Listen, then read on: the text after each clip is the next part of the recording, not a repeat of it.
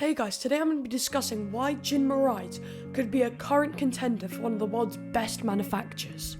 So let me get started with a bit of history on them, and then we'll talk about some of their best coasters to date.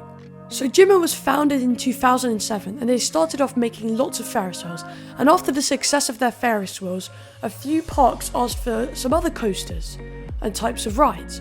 So then they started making wild mice, kiddie coasters, water rides and teacups. Their first thrill coaster was a suspended coaster with Vekoma-esque track called Flare Meteor, and it opened in 2007.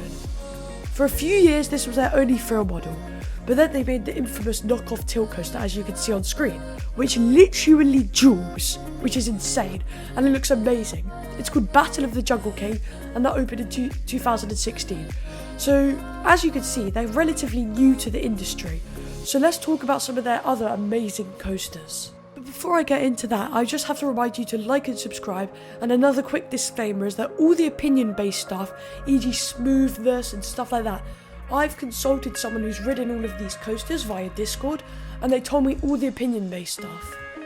So without further ado, let's get right into the first coaster, which is Crouching Tiger Hidden Dragon, which is quite a mouthful.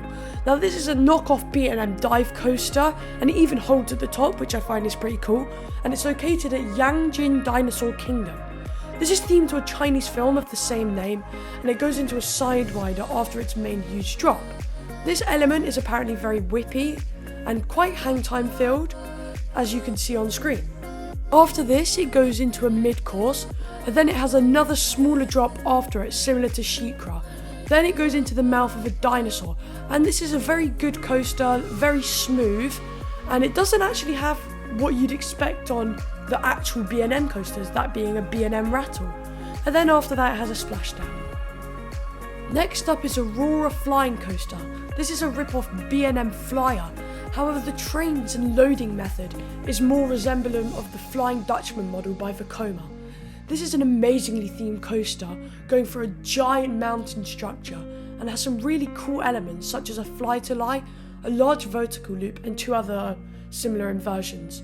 This coaster is apparently slightly rattly and can be quite uncomfortable, however all the inversions are intense and smooth. Lastly, we have the best one on the list, that being Rush Out of Yulin Stronghold. This coaster has quite weird and unique track, resembling B&M/Intamin, kinda like the one found on Shockwave at Drayton Manor. The coaster starts off with a punchy LSM launch, bringing the max speed up to 60 miles per hour. Then it goes into a giant 124-foot tall Immelman, straight into a vertical loop and another Immelman. After this it has airtime hills, a few helixes, and then a giant corkscrew to end it off. This coaster is apparently very smooth, the restraints are very comfortable, and the launch is amazing. This whole package experience, included with its amazing pacing, is definitely a bucket list coaster for everyone. Now, the future for Jinma rides is a bit uncertain.